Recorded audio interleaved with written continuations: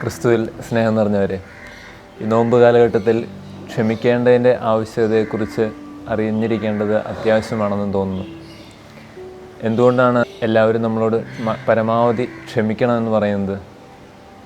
ബോബി യോസഫിൻ്റെ നിങ്ങൾ കേട്ടിട്ടുള്ള ഒരു കഥ തന്നെയാണ്. തൻ്റെ പൂന്തോട്ടത്തിന് മുമ്പിലിരിക്കുന്ന ഒരു മനുഷ്യൻ, അയാൾ നോക്കുമ്പോൾ ആ പൂന്തോട്ടം നശിപ്പിച്ചുകൊണ്ട് ഒരാൾ വരികയാണ്.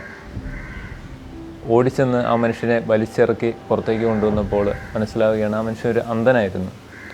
പിന്നീട് തൻ്റെ മക്കളെയൊക്കെ വിളിച്ച് ഈ മനുഷ്യൻ ആ മക്കൾക്ക് പറഞ്ഞു കൊടുക്കുന്നുണ്ട്, നമ്മുടെ പൂന്തോട്ടം നശിപ്പിക്കാൻ വേണ്ടി വരുന്നവരെ ഇനി ഉപദ്രവിക്കരുത്, ഇനി അവർ അന്ധരാണെങ്കിലോ.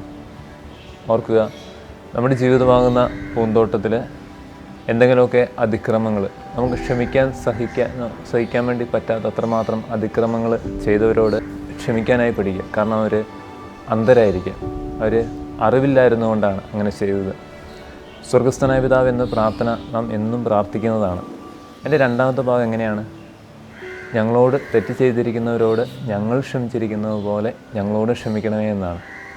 എന്നോട് തെറ്റ് ചെയ്തിരിക്കുന്നവരോട് ഞാൻ ക്ഷമിക്കാതെ ഞാൻ ആ പ്രാർത്ഥന പ്രാർത്ഥിക്കുന്നതുകൊണ്ട് എന്തർത്ഥമാണുള്ളത്? പരിശുദ്ധ കുർബാനയ്ക്കായിട്ട് അണയുമ്പോൾ പെസഹ തിരുനാൾ എന്നതിൻ്റെ രണ്ടാമത്തെ ഭാഗം അനുരഞ്ജിതരായി തീർന്നിടാമെന്നാണ്.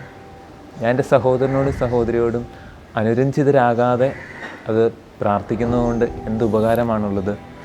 ഈ നോമ്പ് കാലഘട്ടത്തിൽ നാം ചിന്തിക്കണം.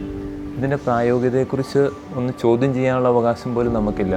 കാരണം കുരിശിൽ കിടന്നുകൊണ്ട് ഈശോ പറയുന്നത് ഇപ്രകാരമാണ്. ഇത്രയൊക്കെ സഹിച്ചിട്ടും ഈശോ പറയുന്നത് ഇങ്ങനെയാണ്, പിതാവേ, ഇവർ ചെയ്യുന്നത് എന്തെന്ന് ഇവർ അറിയുന്നില്ല, ഇവരോട് ക്ഷമിക്കണമെന്ന്.